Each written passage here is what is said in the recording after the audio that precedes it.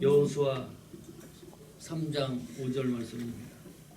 기이한 일, 우리말 새번역 성경은 놀라운 일로 번역을 했습니다.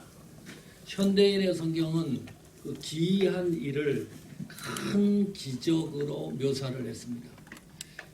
신명기 17장 8절에 보면 이런 기록이 있습니다. 내 성중에서 송사로 다투는 일이 있으되, 여기 송사는 고소라는 말이죠. 서로 피를 흘렸거나 상해를 입힌 겁니다. 다투었거나 구타하였거나 폭행이죠. 네가 판결하기 어려운 일이 생기거든 너는 일어나 네 하나님 여호와의 택하실 곳으로 올라가서 제사장과 재판장 앞에서 해결하라, 그런 말입니다. 다투는 일, 상해 사건, 구타, 폭행, 도저히 누가 잘했는지 누가 잘못했는지 판결할 수가 없는 거예요. 사람의 지혜로 이 문제를 어떻게 결정할 수가 없었다. 여기 그래서 성경에 내가 판결하기 어려운 일, 이 기이한 일이 어려운 일로 동의어입니다. 같은 단어입니다. 사람이 생각하기에 이 문제를 해결하고 이 문제를 분석할 수 없는 일을 말합니다. 욥기 37장 4절에 보면 욥이여 이것을 듣고 가만히 서서 하나님의 기묘하신 일을 그랬습니다. 여기는 오묘한 일입니다. 궁구하라, 깨달으라는 말이죠. 여기서는 그 기이한 일을 기묘한 일로 번역해 놓고 있습니다. 기이한 일들, 그것은 정리를 해보면 이런 거죠. 사람의 이성으로 도저히 계산할 수 없는 일입니다.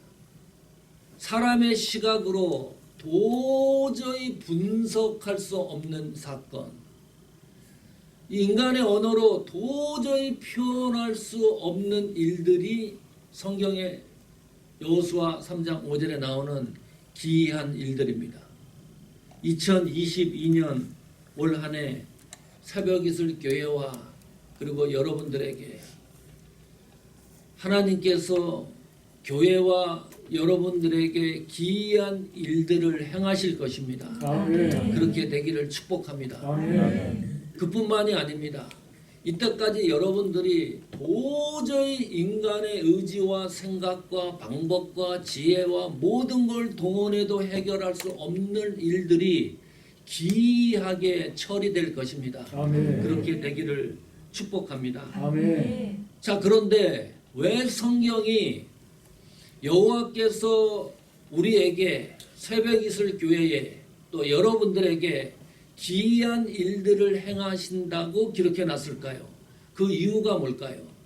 그 이유를 성경이 분명하게 기록해 놓고 있습니다. 여호수아 3장 4절입니다. 후반절에 보면 너희가 이전에 이 길을 지나보지 못하였음이니라 그랬습니다. 한 번도 지나보지 못한 길이기 때문에 기이한 길입니다. 놀라운 길입니다. 큰 기적입니다. 기묘한 길입니다. 오묘한 길입니다. 생각지 못하는, 예상치 못하는 길이기 때문입니다. 우리가 이때까지요, 80, 70, 20, 40 여러분의 인생을 지금까지 걸어왔는데 한 번도 경험하지 못한 길이기 때문에 그 길을 성경은 기이한 일들이다 라고 명시하고 있습니다. 새로운 역사의 시작을 예고하는 말씀입니다. 전에 없었던 역사입니다. 한 번도 경험하지 못한 역사이기 때문입니다. 윤혜기 목사님한테 설교를 해달라고 이야기를 듣고 예스 했습니다. 잠시 후부터 고민이 생겼어요. 부담이 생기고. 신년 말씀성에 보니까요. 올해는 각기 다른 요일에 각기 다른 목사님들이 와서 설교를 하기 때문에 큰일 났다. 이 목사님들 설교보다 밀리기 시작하면 말씀성에 또 끝나는 날 이게 첫 번째 주일 아니에요. 복잡했습니다. 그래도 신년이기 때문에 빨리 목사님한테 미리 세월을 아끼라 라는 설교 제목하고 본문을 보내드렸습니다. 에베소서 5장 15절부터 21절이에요.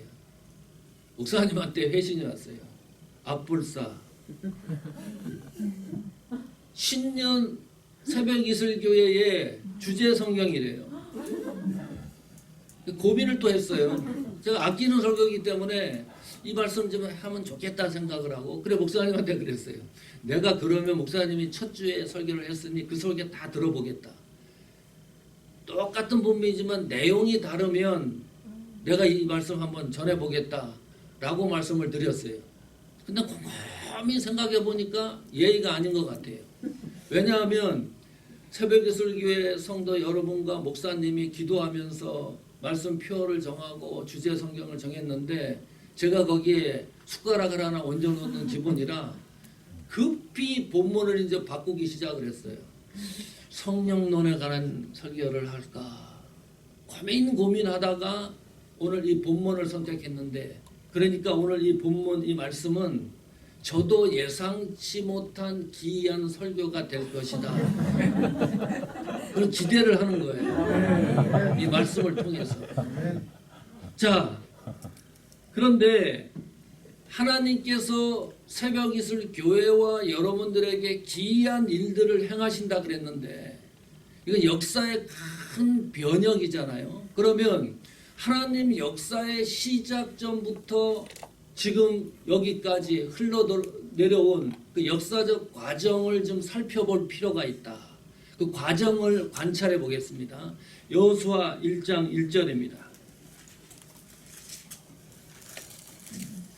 여호와의 종 모세가 죽은 후에 여호와께서 모세의 시종 눈의 아들 여호수아에게 일러 가라사대 그랬습니다.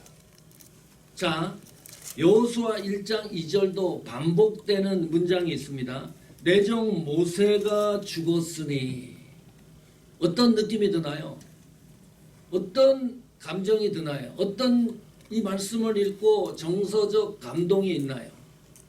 제 느낌을 이야기해 드리면 좀 삭막한 것 같다.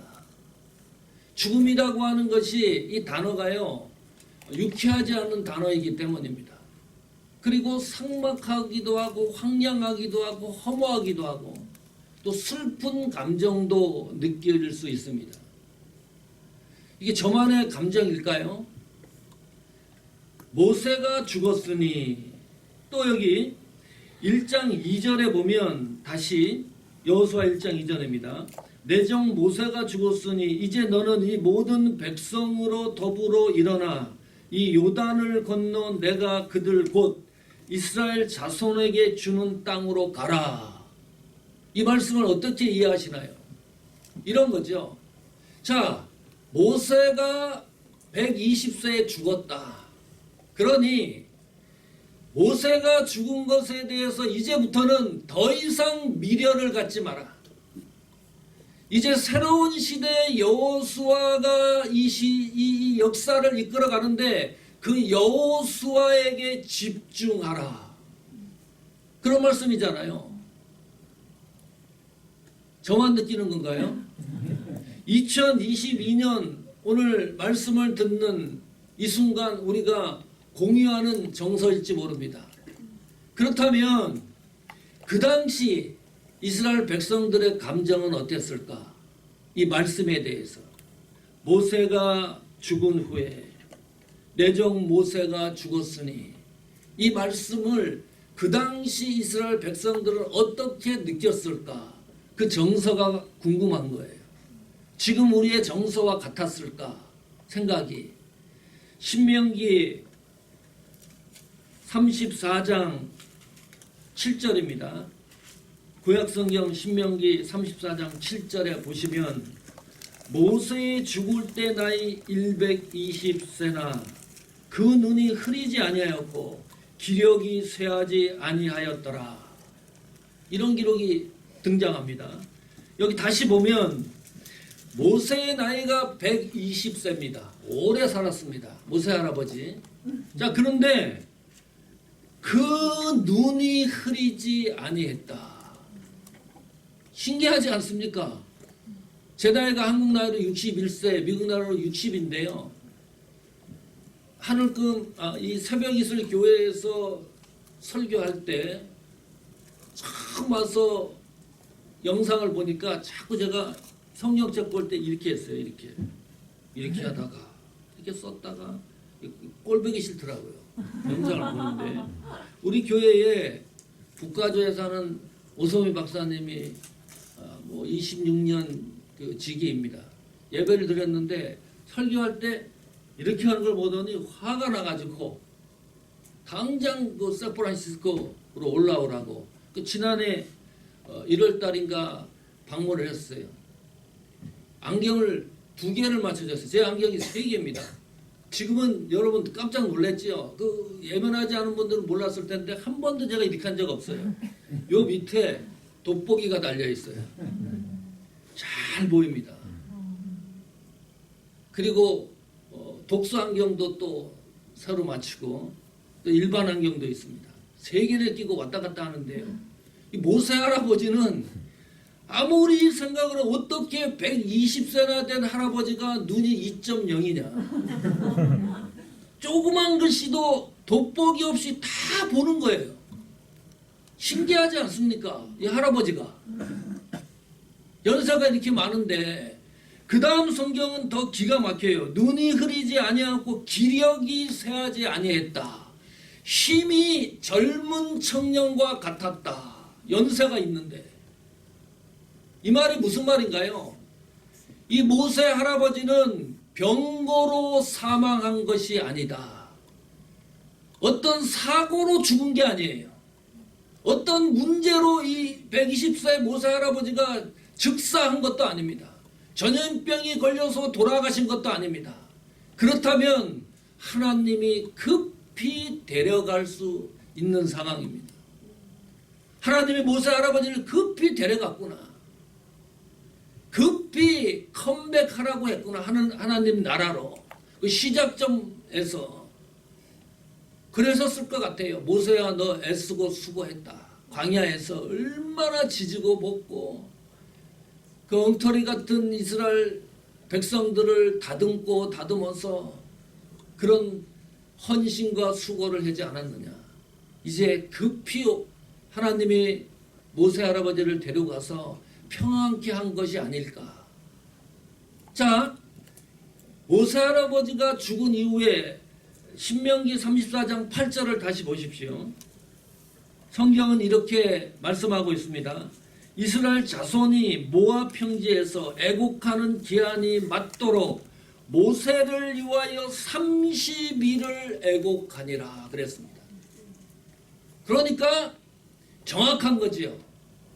모세가 죽은 후에 내종 모세가 죽었으니 이 말씀을 듣고 마음의 정서가 허무하고 슬프고 좀 애달고 그런 감정이 들었는데 2022년 이 현장에서 이 말씀을 듣는 우리가 그 당시 백성들도 똑같은 감정을 가지고 있었다. 이 문장이 너무 슬픈 거예요. 물론 여호수아가 새로운 역사를 시작하는 동기가 되고 시작의 출발점이 됐지만 그 환경과 배경이 너무 슬프고 가슴이 아픈 겁니다. 그렇다면 이 말씀은 이 역사의 이 시작점은 그런 감정을 들게 하는 것이 목적일까? 그건 아닐 거예요. 단순히 허무하고 슬픈 감정을 우리가 느낄 수 있도록 그렇게 성경이 기록한 것은 아니다. 그럼 어떤 이유가 있을 것인가? 우리의 정서를 역설적으로 생각하면 이 말씀은 이런 겁니다. 모세의 죽음과 관계없이 하나님의 역사는 단절되지 않는다. 아멘. 하나님의 역사는 지속성이 있다. 다시 말합니다. 하나님의 역사는 하나님에 의하여 주도되는 역사이다. 아멘. 하나님의 역사는 하나님에 의하여 완성되는 역사이다. 아멘. 모세가 주도하는 역사가 아닙니다. 모세가 성취하는 역사가 아닙니다. 모세가 완결하는 역사가 아닙니다. 하나님의 역사는 하나님에 의해서 주도되는 역사입니다. 그 하나님의 역사관이 슬픈 우리 정서 속에서 분명하고 선명해졌습니다. 아, 이것이 기독교의 역사구나. 이것이 하나님의 섭리이구나. 이것이 하나님의 역사이구나. 하나님이 이 세상을 통치하는 방법이구나. 목사님, 그러면 그렇게 애쓰고 수고해서 모세를 사용하셨는데 하나님이 모세의 공로가 억울하지 않습니까? 너무나 큰 일들을 했는데 아니 결론에 가서 이 모든 역사는 하나님에 의하여 주도되는 역사라고 말씀해 주시면 모세가 수고하고 애쓴 공로는 도대체 뭐가 되냐? 일평생 하나님 앞에 헌신하고 수정 들고 애쓰고 수고하고 온갖 하나님을 향해서 이 세상을 살아가고 삶을 살아가는데 끝에 가서 그 모든 공로도 하나님을 향하고 있다 그러면 나는 뭐가 되냐? 아무것도 없는데. 이 너무 슬픈 일 아니냐? 내 공로를 좀 인정해 줘야 되는 거 아니냐? 내 헌신을 좀 위대하게 평가해 줘야 되는 것이 아니냐? 이런 의문이 생기는 거예요.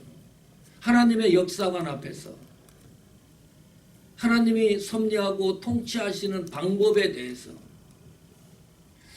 이 하나님의 역사관을 잘 이해했던 인물이 신약성경에서 한번 찾아보면 사도 바울입니다.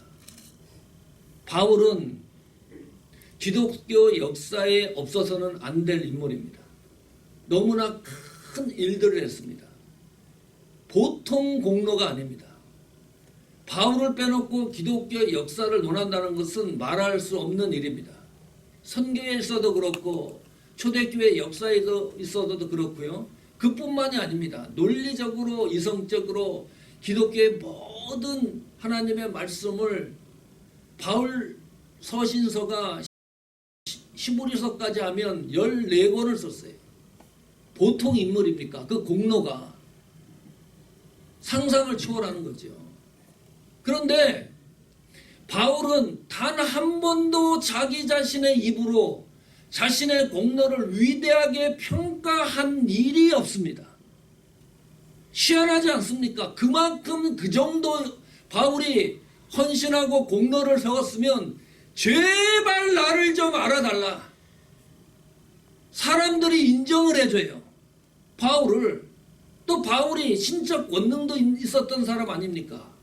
능력도 있었어요. 죽은 자로 살렸어요. 영적인 파워가 보통을 넘었습니다. 그런데 사람들이 인정하는 것도 철저하게 방어를 합니다. 죽는 그 순간까지 바울이 신분을 유지하는 목소리가 뭐지요? 나는 그리스도의 종입니다. 참, 이렇게 바보처럼 사는 사람 있을까요? 그 엄청난 공로를 세웠는데 그 신분을 놓치지 않아요. 이 종이라는 단어를 저는 너무 싫어해요. 원래 신약 성경의 종이라는 단어는 노예라는 단어가 헬라어 원문과 더 가깝습니다. 이 노예라는 단어 어감이 주는 것이 너무 강렬하기 때문에 다 종으로 번역해놨어요. 노예라고 번역한 성경을 보지 못했습니다. 종은 노예입니다. 바울은 서신서를 쓸 때마다 서두에 나는 그리스도의 종된 바울. 다시 말하면 그리스도의 노예된 바울은 그리고 그 신분을 죽는 날까지 유지합니다. 예수 그리스도를 위해서 예수 그리스도를 이용해서 왕이 된 적이 없습니다. 바울은 교회를 위해서 왕에 군림한 적이 없어요. 바울은 성도들의 왕으로 군림한 적이 결코 없습니다. 단 한 번도 바울은 자신의 공로를 치하해달라고 이야기한 적도 없습니다. 잊지 마십시오. 하나님의 역사는 하나님에 의해서 주도되는 역사입니다. 적어도 우리는 그 하나님의 역사를 수정들기 위해서 부름받은 종들입니다. 신분에 있어서, 직분에 있어서, 헌신에 있어서. 그 헌신과 직분과 사역의 자세가 뭐냐? 우리는 그리스도의 종의 자세입니다. 그리스도의 노예의 자세입니다. 그 신분의 자세에서 오늘 하나님이 새로운 역사를 어떻게 구성해 가는가, 그 시각으로 오늘 하나님의 말씀을 봐야지 이 말씀의 효력이 나타납니다. 자, 지금까지 기초 작업을 한 거예요. 집을 짓고 지붕을 만들고 창을 만들고 바닥을 깔고 그 작업을 지금부터 시작하겠습니다. 자, 이스라엘 백성이 어디에 와 있죠? 지금 요단강 앞에 와 있죠. 오늘 성경 읽었습니다. 요단강 앞에 와 있어요. 요단강 앞에, 이 요단강 앞에 와 있다는 것은 그 요단강을 통과하면 이것이 마지막 관문이에요. 그러면 가나안 땅은 목적지입니다. 하나님의 말씀이 모두 성취되는 거죠. 그 목적지를 눈앞에 두고 요단강 앞에 서 있습니다. 그 상황이 전개되는 것을 여호수아 3장 5절이 깔끔하게 정리를 한 거예요.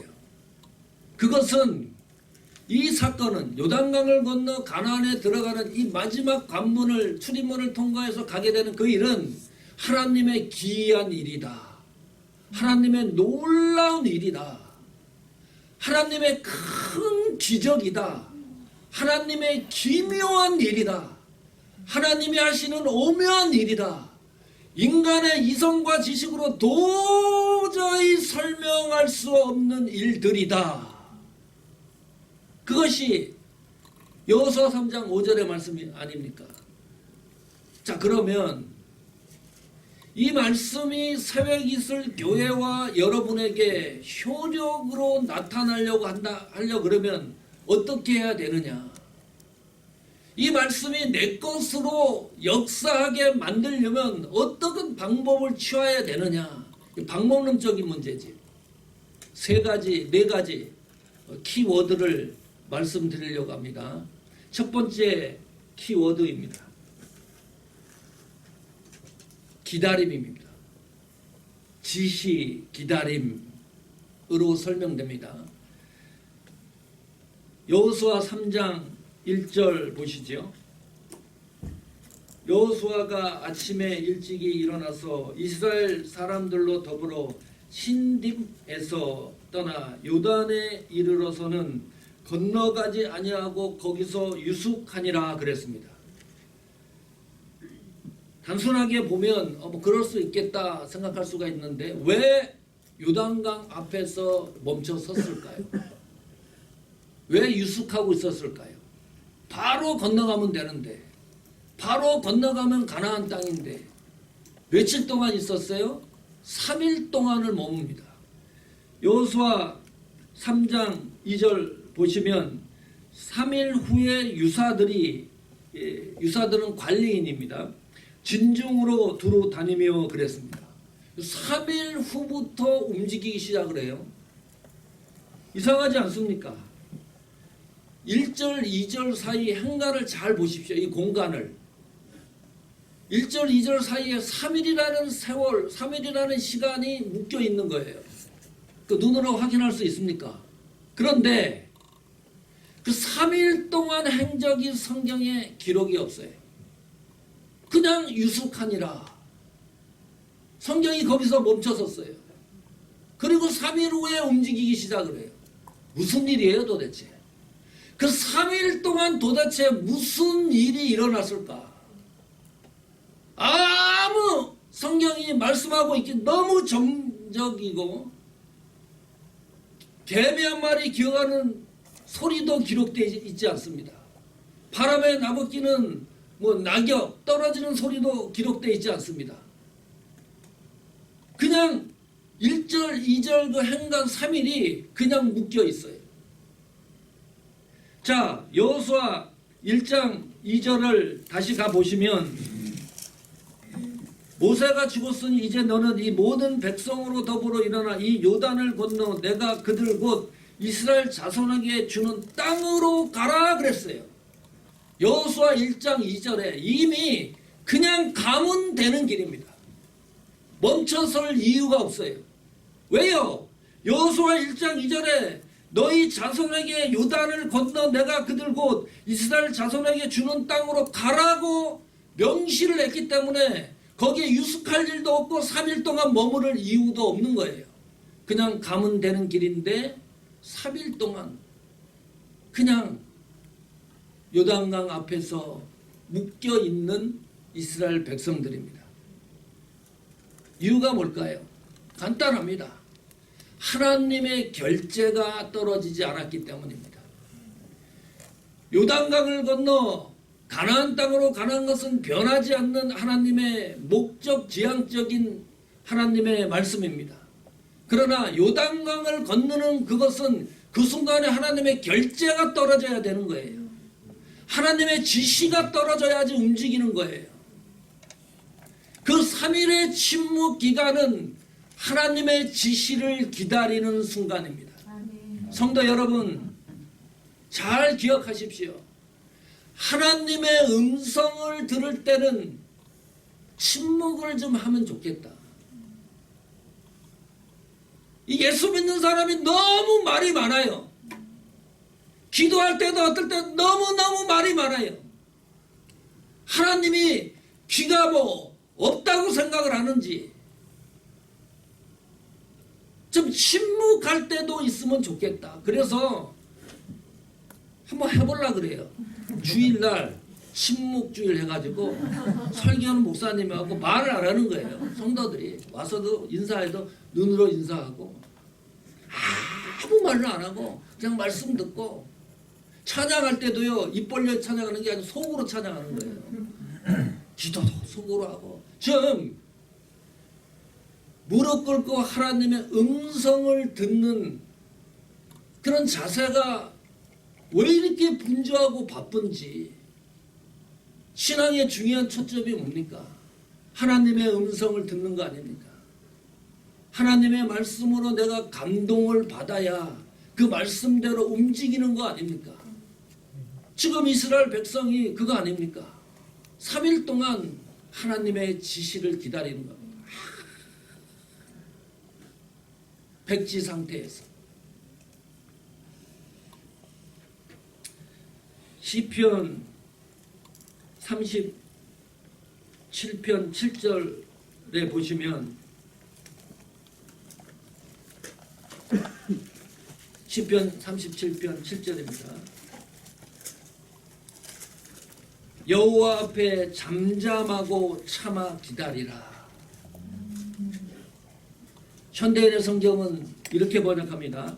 여호와께서 행하실 때까지 제발 참고 기다려라. 무슨 말이에요? 이 말씀이 무슨 말이에요? 도대체 하나님의 기이한 기사는 반드시 하나님 때에 성취된다. 아멘. 하나님의 놀라운 일은 하나님 때에 만들어지는 겁니다. 하나님의 기묘한 일은, 하나님의 오묘한 일은, 하나님의 기적과 같은 일은 반드시 하나님 시간에 성취되는 겁니다. 절대 우리 시간에 만들어지지 않습니다. 그러지 않으면 기다릴 이유가 없죠.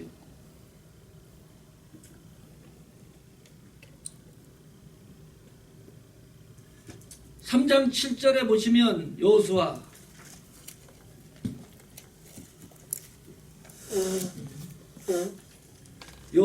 3장 7절입니다. 여호와께서 여호수아에게 이르시되, 이 말씀을 주목하십시오. 내가 오늘부터 시작하여 너를 온 이스라엘의 목전에서 크게 하여 내가 모세와 함께 있던 것 같이 너와 함께 있는 것을 그들로 알게 하리라. 여호와께서 여호수아에게 이르시되, 그 침묵의 기간이 200만 이스라엘 백성입니다. 모든 백성에게 하나님이 주시는 감동이 있어야 한 사람도 낙오 없이 요단강을 건너서 가나안 땅에 입성해야 되는 거 아닙니까? 아니 100명의 성도가 있는데 50명만 하나님의 감동을 받고 음성을 듣고 움직이고 50명은 탈락된다고 생각을 해보세요. 여기 여호와께서 여호수아에게 이르시되, 지금 요단강 앞에서 마지막 관문을 준비하는 이스라엘 백성들에게요, 1절부터 6절까지 성경을 읽어보시면 하나님의 음성이 직접 기록되지 않습니다. 드디어 여호수아 3장 7절에 드디어 하나님의 음성이 기록되는 거예요. 처음 기록되는 하나님의 음성의 기록입니다. 하나님이 직접 말씀하시는 기록입니다. 그때부터 이스라엘 민족이 요단강 도하 작전을 실제적으로 움직이기 시작을 합니다.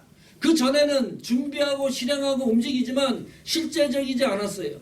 그런데 여호수아 3장 7절, 드디어 하나님의 지시가 떨어지고 나서 하나님께서 결재를 하고 나서 실제적으로 이스라엘 민족들이 움직이기 시작합니다. 그 말은 뭐예요? 요단강 도하 작전을 하나님이 지휘하실 것이다. 아멘. 여호수아가 지휘하는 게 아닙니다. 완전히 판이 바뀌었어요. 이때부터 하나님이 직접 지휘하는 그 기록들이 낱낱이 기록되고 있습니다. 자, 여호수아 3장 9절 보십시오. 여호수아가 이스라엘 자손에게 이르되, 이리 와서 너희 하나님 여호와의 말씀을 들으라 하고, 여호수아가 백성들에게 전달하는 그 말씀이 여호수아의 말이 아니라 여호수아 입을 통해서 하나님 말씀이 드디어 백성들에게 전달되기 시작을 합니다. 저는 목회하면서 이 기다림에 대해서 배우고 있습니다. 이 기다리는 동안에요, 어떤 경우는 어떤 사람이 쇠퇴하기도 합니다. 점점점 퇴보하기도 하고, 또 어떤 사람은 회복되기도 합니다. 내가 기다리는 동안에, 그 성도를 놓고 기다리는 동안에. 어떤 경우는 이 기다림이요, 회의도 느낄 때가 있어요. 하나님이 나를 목회자로 불렀으면 왜 이렇게 좀 이 세상에 좀 유명한 목회자로 사용하시지 않고 왜 이렇게 힘들게 할까? 회의도 느끼고요. 어떨 경우에는 왜 교회가 빨리빨리 부흥이 안 되나? 좀 속히속히 빨리 부흥이 되면 좋은데 기대만큼 쫓아오지도 않고요. 여러 가지 복잡한 것이 있습니다. 그러다가 이번에 우리 사모하는 교회가 정미수 목사님이 심호하는 교회로 들어갔습니다. 렌트비를 다른 곳에 주느니 같은 교단이고 동역을 하는 거죠. 11시 예배들이 우리가 1시 예배드립니다. 좀 예수 믿는 사람으로 동역과 협력과 이런 것이 세상 기준에서 좀 벗어나죠. 아마 같은 교단에 같은 교회가 한 건물에 있는 것은요, 이런 일은 세상에 없을 거예요. 희한한 일입니다. 아무 문제가 없어요. 저는 우리 교회 주보에 11시 1부 예배를 하늘금교회, 2부 예배 1시를 사모관계로 써놨어요. 우리 교회 성도들한테도 얘기를 해요. 1시 예배 못 드리면 11시 예배 가서 드려라. 헌금도 거기에서 해라. 괜찮다. 협력해서 동역해서 하나님의 선한 뜻을 이룬다는 것이 이게 좀 실제적이어야 되지 않느냐. 우리가 성도끼리 또 같은 교단에서 교회끼리, 우리 교회도 마찬가지고 저도 외롭고 힘들 때 새벽 이슬 교회 그리고 목사님 여러분 공동체에 대해서 너무 감사한 거예요. 제가 어떨 때요 깜짝 놀라요. 기도할 때 새벽 이슬 교회 우리 목사님 좀 이거 아시죠? 건강도 그렇고 또 입당하는 문제 여러분을 위해 기도를 하면 깜짝 놀랐다가 있어요. 내가 이 새벽 이슬 교회 담임 목사처럼 기도하고 있어요. 야 이게 뭐냐? 기도하다가 깜짝 놀라요. 정도가 지나치다 내가 기도하는 게 감동이 있기 때문에 그래요. 이게 하나님 뜻대로 부름을 받은 성도, 우리는 협력해서 하나님의 선한 일을 이루어 나가는 거 아닙니까? 그러면서 하나님의 때를 기다리는 거예요. 성도 여러분, 지난 한 해 너무 잘 견디셨습니다. 너무 잘 인내하셨습니다. 하나님의 때를 기다리면서 여기까지 신실하게 그 자리를 잘 지켜주셨습니다. 그렇다면 내일입니다. 내일 너희 가운데에 하나님이 귀한 일을 행하시리라. 이 말씀이 여러분의 말씀이 되기를 축복합니다. 아멘. 내일이에요. 이게 무슨 1년 2년 후에 하나님이 귀한 일을 행하신다는 말이 아니고 내일입니다. 내일 계산해 보세요. 내일은 시간 단위로 쪼개야 되는 시간이에요. 1시간이 될런지 2시간이 될런지 3시간이 될런지 급박하게 하나님이 주시는 놀라운 축복의 역사가 새벽 이슬교회 여러분에게 나타나기를 축복합니다. 아멘. 두 번째 키워드입니다. 규칙입니다. 규칙. 지도자의 자세입니다. 3장 3절에 보시면 여호수아 백성들에게 명하여 가로되 너희는 레위 사람 제사장들이 너희 하나님 여호와의 언약궤 매는 것을 보거든 너희 곳을 떠나 그 뒤를 쫓으라 그랬습니다. 자, 요단강을 건너는 규칙이거든요. 제사장들이 법궤 이 언약궤를 메고 앞장서는 거예요. 요단강으로 가는 거지. 그리고 그 뒤를 백성들이 따라가는 규칙입니다. 이 뭐 복잡합니까, 여러분? 단순하지요? 너무 단순해요. 복잡하지 않습니다. 이 규칙이라는 게. 자, 그런데 그 언약궤를 매는 것은 누가 매는 거지요? 제사장이 매는 거예요. 여기서 이제 조금 흔들리기 시작을 하죠. 제사장만 언약궤를 매게 돼 있습니다. 아무나 그 법궤를 맬 수가 없었습니다. 아무나 목회자 되나요? 아무나 장로님 되나요? 여러분 송채원 장로님 100점 맞았어요. 고시할 때. 제가 고시부에 있고 했잖아요. 아마 이 기록은 역사 이래로 깨어지지 않을 거예요. 100점 맞는 경우가 없거든요. 거의. 대단한 장로님을 주셨습니다. 네. 장로님 아무나 되나요? 아니잖아요. 아니 권사님 아무나 되세요? 집사님 아무나 되나요? 새벽 이슬교회에서 직분자 되려면 하늘에 별 따는 것처럼 어려울 거래요 아마. 맞지요? 네. 아무나 주나요? 목사님이 그렇게 뭐 그냥 퍼지는 분이 아니세요.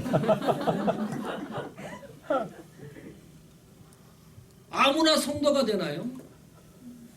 하나님이 지목한 사람이에요. 자, 여기 성경에도 그 기록이 나와요. 역대상 15장 2절에 보면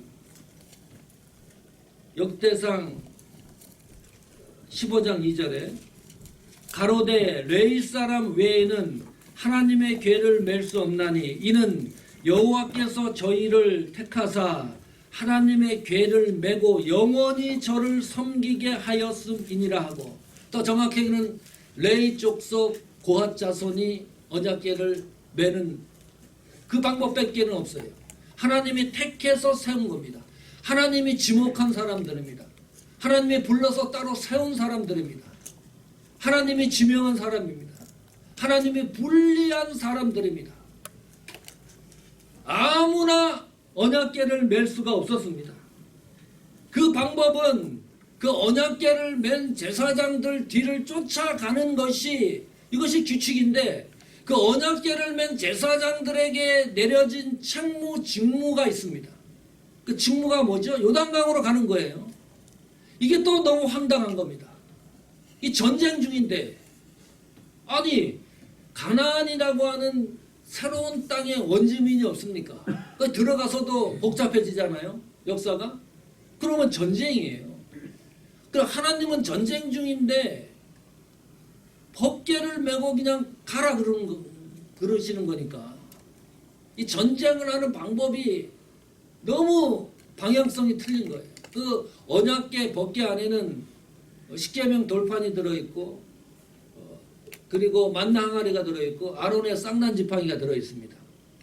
이 언약궤 법궤는 하나님 임재의 표징입니다. 그 표징대로 움직이고 하는 것이 규칙입니다. 자, 그런데요, 이런 거죠. 제사장들에게 맡겨진 직무가 있는데 그 직무는 다시 말하면 직분자에게는 책무가 있습니다. 책임이 따르는 거예요. 그 책임이 뭐죠? 언약궤를 먹어 요단강으로 가는 건데 맨몸으로 들어가는 게 아니에요. 자, 지금은 여러분들은 언약궤를 맨 직분자 제사장이라고 상상을 하셔야 됩니다. 메고 가는데 맨몸도 아니고 혹시 요단강에 들어가다가 발을 헛디뎌 가지고 넘어진다면 어떻게 될까? 그 생각 할 수 있겠죠.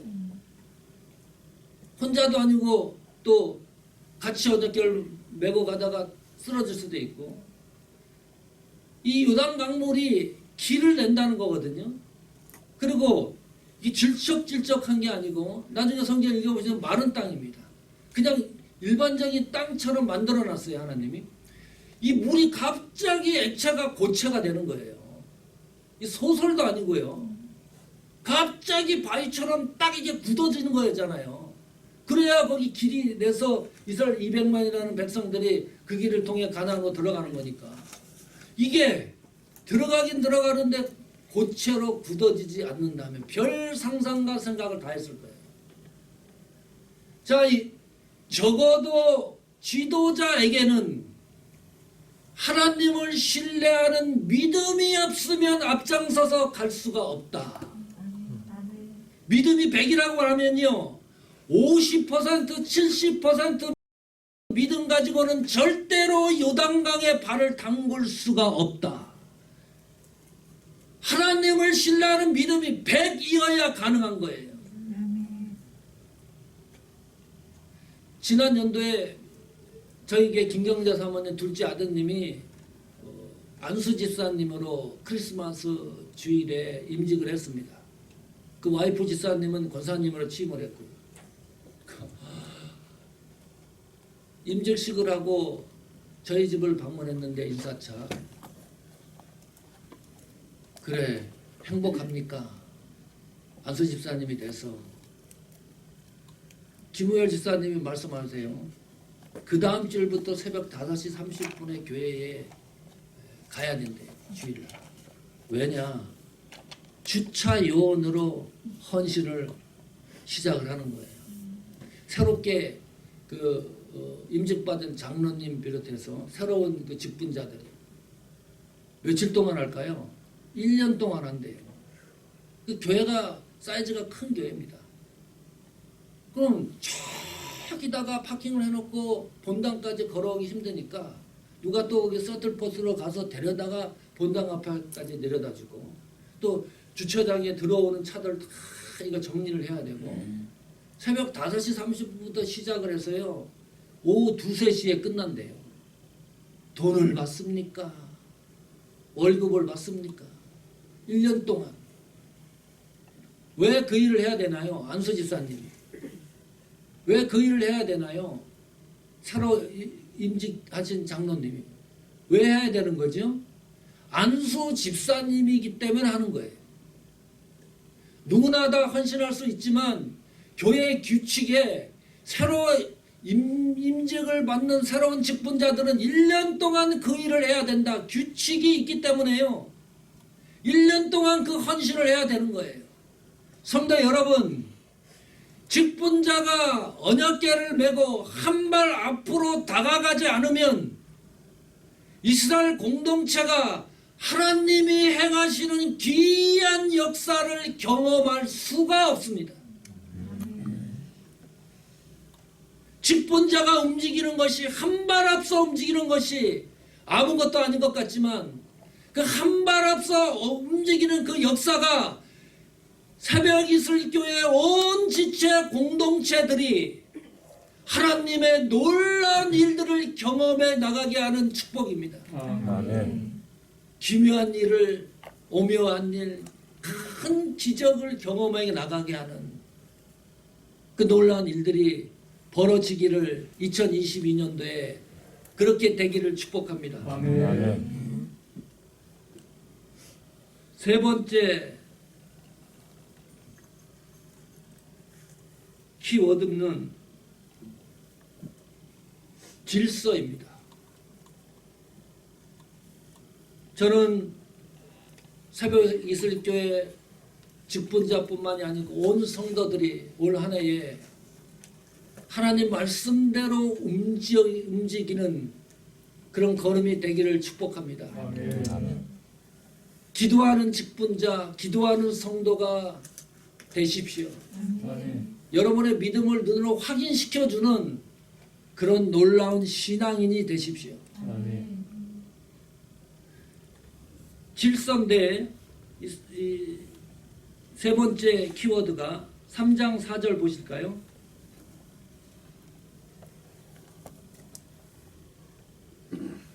여기 보면 여호수아 3장 4절입니다. 그러나 너희와 그 사이 상거가 거리죠. 이스라엘 제사장과 백성들 사이에 움직이는 그 거리를 말합니다. 2000 규빗쯤 되게 하고 그랬죠. 여기 2000 규빗은 약 0.6마일을 말하거든요. 그 거리를 뒀습니다. 거리를 둔 이유가 뭘까요? 이스라엘 백성들이 움직일 때 하나님의 법궤가 이동하는 것을 보고 그것은 법궤 이동은 하나님의 임재의 표적이라고 그랬으니까 하나님의 임재하시는 그 은혜를 이스라엘 백성 200만이 모두 공유하기 위해서입니다. 그래서 거리를 둔 거예요. 그것이 질서죠. 현대인의 교회의 부정적 특징 중 하나가 교회의 질서가 파괴되는 겁니다. 그러다 보니까요, 세상에서 교회를 향해서 무슨 얘기를 하나요? 너무나 듣기 싫은 얘기를 너무 많이 해요. 당신이 목사냐? 당신이 장로냐? 당신이 말이지 권사냐? 당신이 집사냐? 이게 교회냐? 기독교가 무슨 기독교냐? 개독교다. 목사가 무슨 목사냐? 목사다. 세상에서 지금 현재 많이 들려오는 부정적인 소리들입니다. 세상에서 들려오는 것으로 끝나면 그래도 감내할 수가 있는데요. 교회 안에서도 이런 이야기들이 들리는 거예요. 아니 세상 바깥에서 교회를 향해서 부정적 소리가 들리는 이것도 가슴이 아픈데 교회 안에서 예배당 안에서도 이런 일이 일어나는 거예요. 당신 목사야 장로야 싸우고 권사냐 집사냐 이게 교회냐 이런 다툼이 일어나는 거예요. 왜요? 질서가 파괴됐기 때문입니다. 질서가 파괴된다는 말은 무슨 말이죠? 하나님이 우리를 부르신 자리를 제대로 지키지 않는 겁니다. 하나님이 우리를 부르셨잖아요. 그 부르심의 자리가 있습니다. 헌신의 자리가 있습니다. 사명의 자리가 있습니다. 그 자리를 제대로 지키지 않기 때문입니다. 질서가 회복되지 않으면 하나님이 기이한 일들을 행하실 수가 없습니다.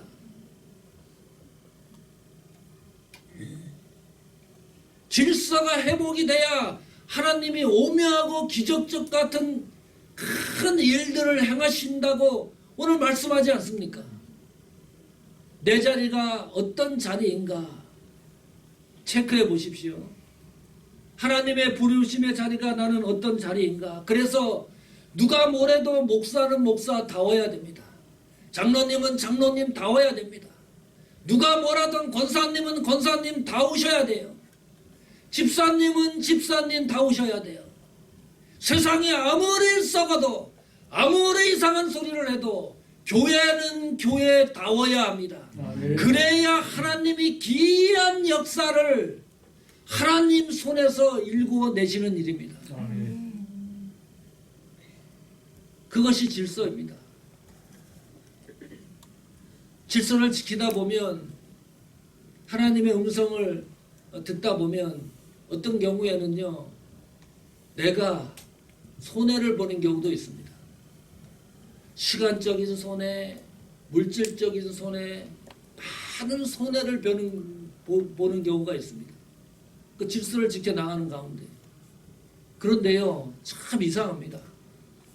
손해를 안 보면 이 길이 내 길처럼 느껴질 때가 있습니다. 손해를 안 보면요 이것이 우리 길처럼 느껴질 때가 있습니다. 참 신기합니다. 그런데 손해를 보잖아요. 그러면 그때부터 이 길이 하나님의 기이한 길이라는 것이 선명해지는 경우가 있어요.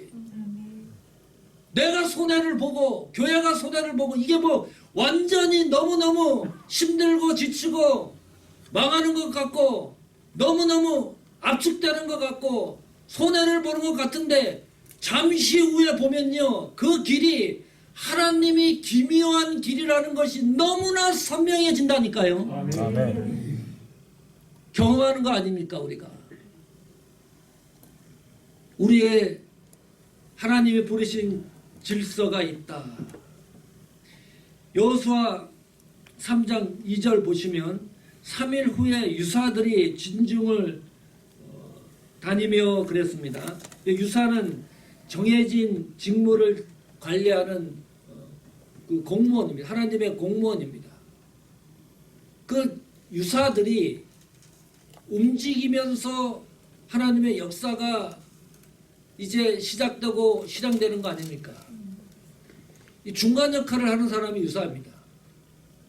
교회에서는 이 중간 역할 하시는 분들이 튼실한 교회가 반석 위에 세워지는 교회입니다.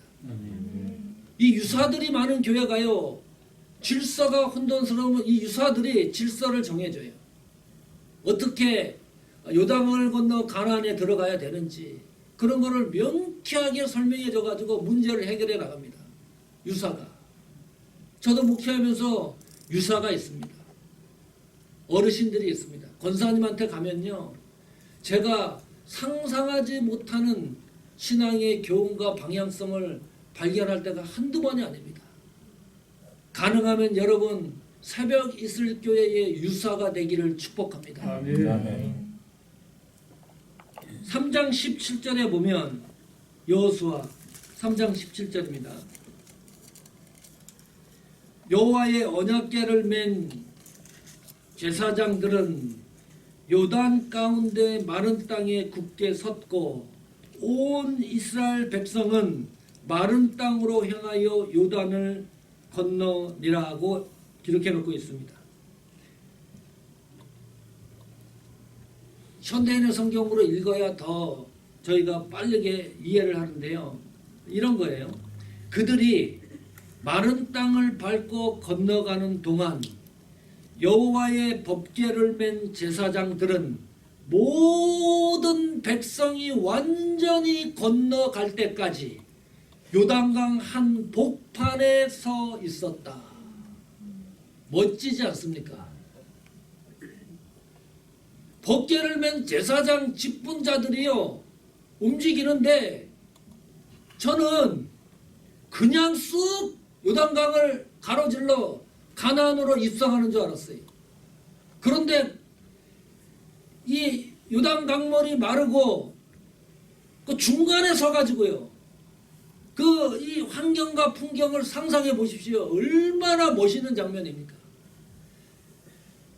그 중간에 서가지고 앞에 잘 가는지, 잘 도착해서 목적지까지 제대로 돌아가는지, 뒤에서는 이 이스라엘 백성 200만 모든 사람 한 사람이 완전히 가나안에 입성할 때까지 중간에 서 있는 거예요. 이것이 질서 아닙니까?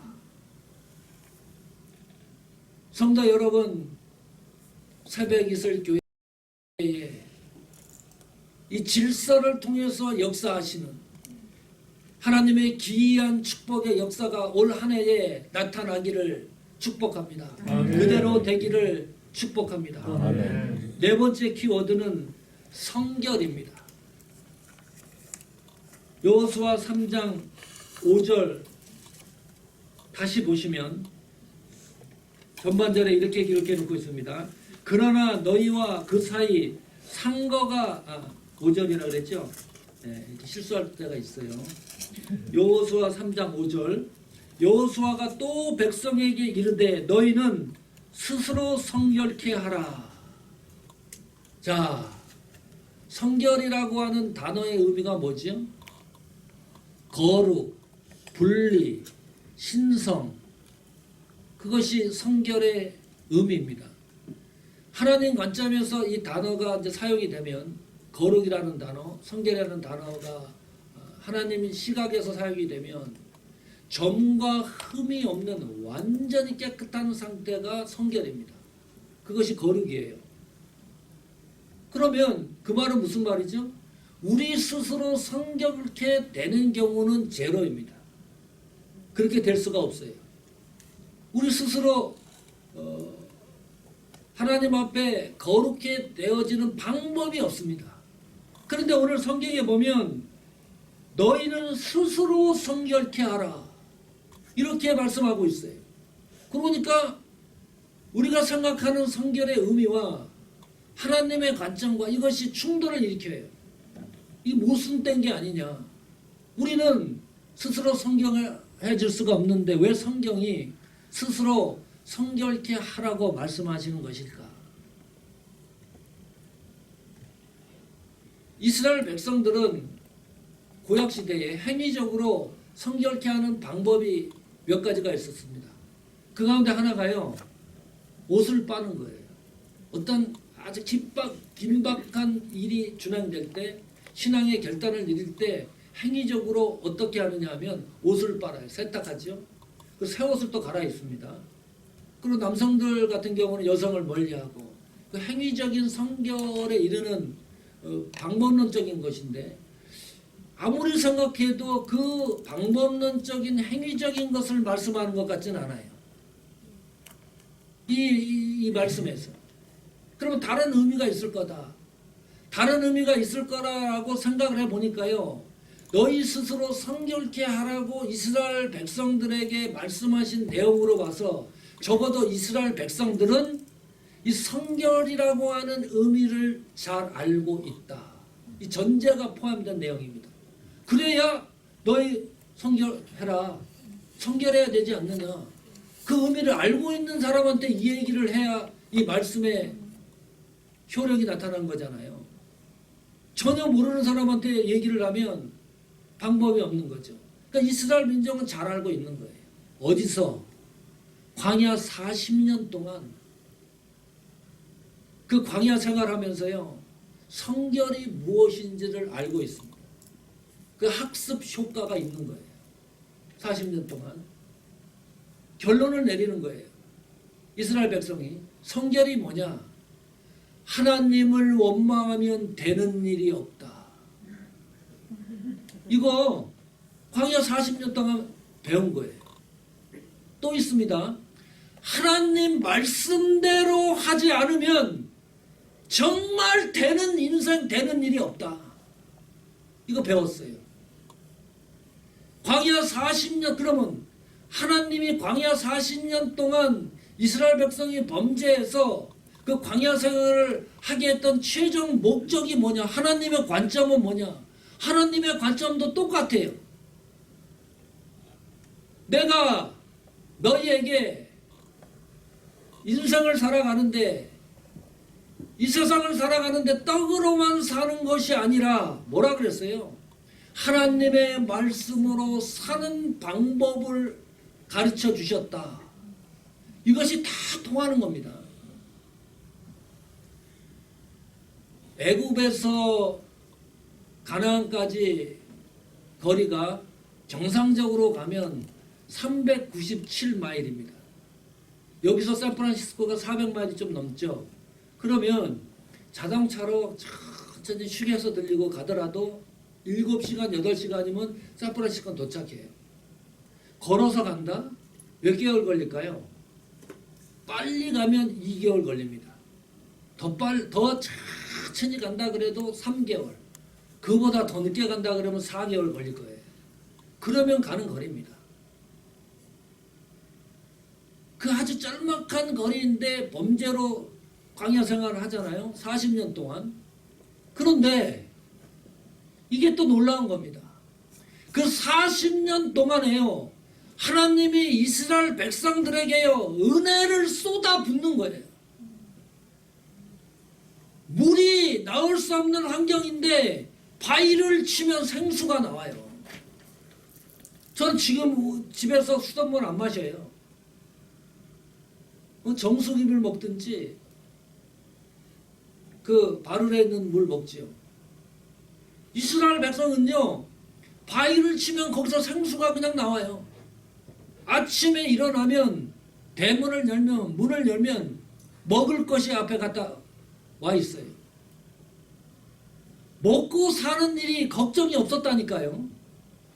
아, 나는 광야 생활도 괜찮다. 전혀 걱정이 없어요. 내가 뭘 먹어야 되는지, 내가 일을 해서 돈을 벌어야 할 필요도 없고, 눈 뜨면 또 하나님이 구름 기둥과 불 기둥으로 인도하고 보호해 주세요. 철저하게 보호해 주시지. 도대체 뭐가 필요한 거예요?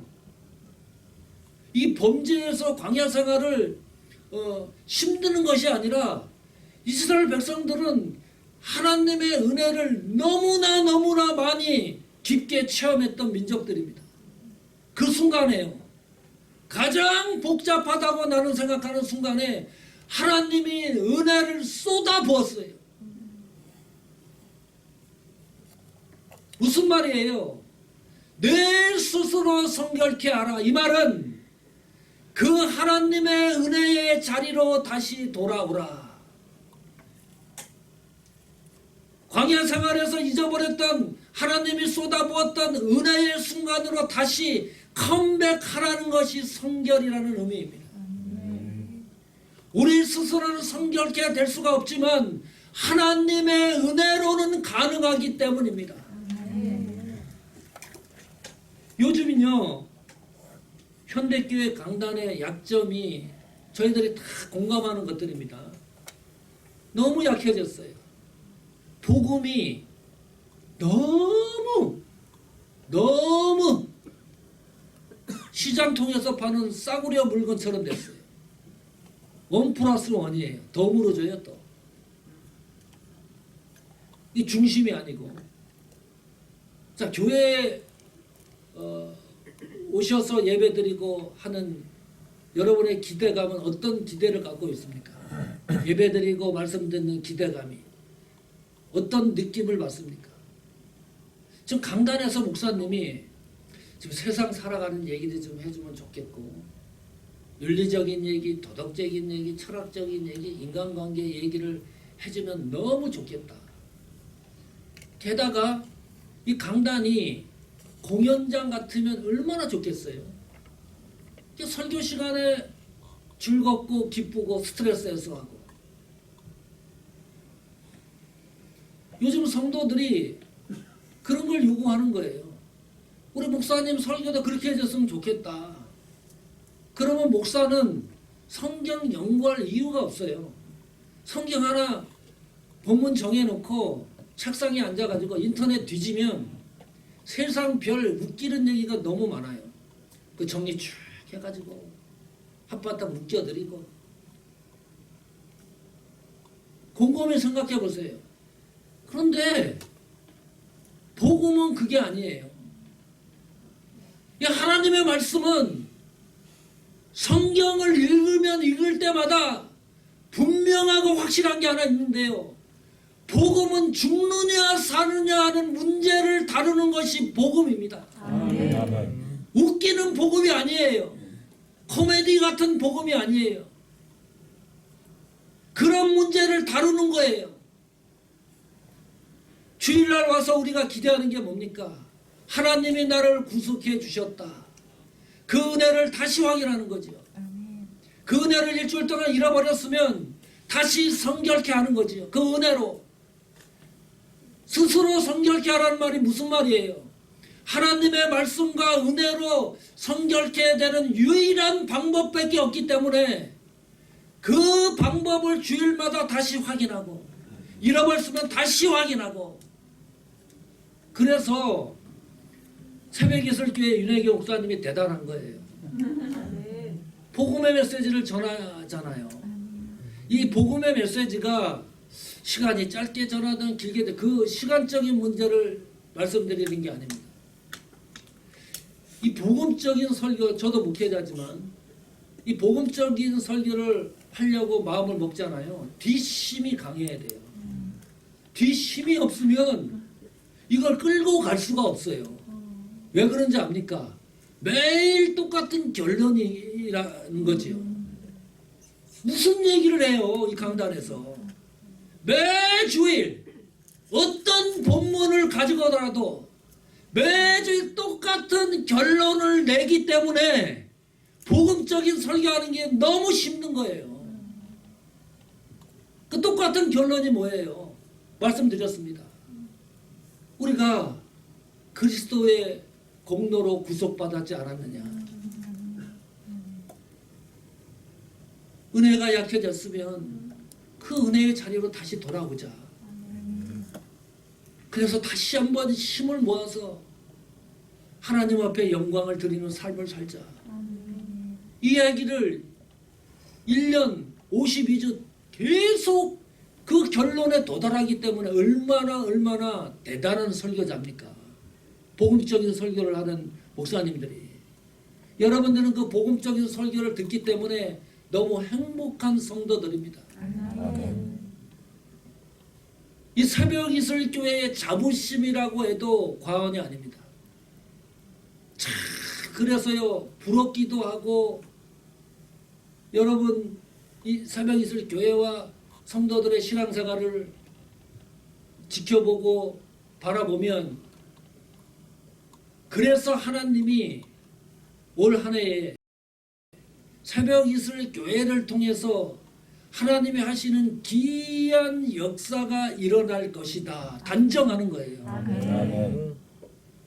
하나님이 그것도 내일 하나님이 분명하고 선명하게 놀라운 기사들을 행하실 것입니다. 그 역사를 분명하고 확실하게 체험하는 올 한 해가 되시기를 주의 이름으로 축복합니다. 아멘. 자, 다시 한번 정리하겠습니다. 짤막하게 하나님께서 행하시는 기이한 역사를 경험하기 위해서 4가지 키워드를 말씀드렸습니다. 꼭 기억하십시오. 첫 번째 키워드가 하나님의 지시입니다. 기다림입니다. 아무리 성급해도, 아무리 시간이 없더라도, 아무리 성공이 내 눈앞에 보이더라도 하나님의 시간을 우리의 생각과 판단으로 조작하지 말자. 기다리자. 하나님의 음성을 듣고 움직여보자. 두 번째 키워드입니다. 규칙이라 그랬습니다. 지도자의 역할입니다. 직분자의 역할입니다. 한 발 앞서서 움직일 때 어떤 일이든지 하나님의 말씀이라면 그 말씀대로 한 발만 앞서 나가자. 직분자의 자세입니다. 세 번째 키워드입니다. 질서입니다.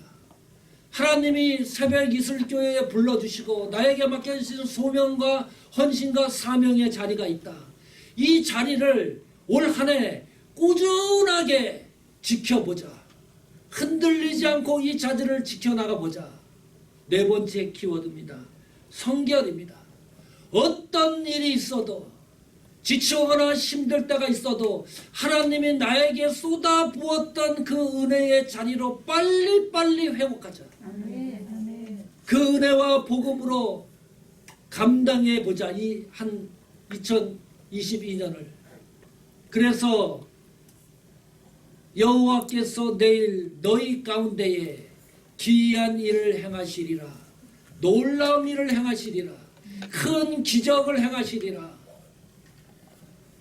기묘한 일을 행하시리라. 오묘한 일을 행하시리라. 이 말씀이 새벽 이슬 교회와 여러분 신앙과 사역과 헌신 속에 충분하게 역사되기를 간절히 축복합니다. 아멘.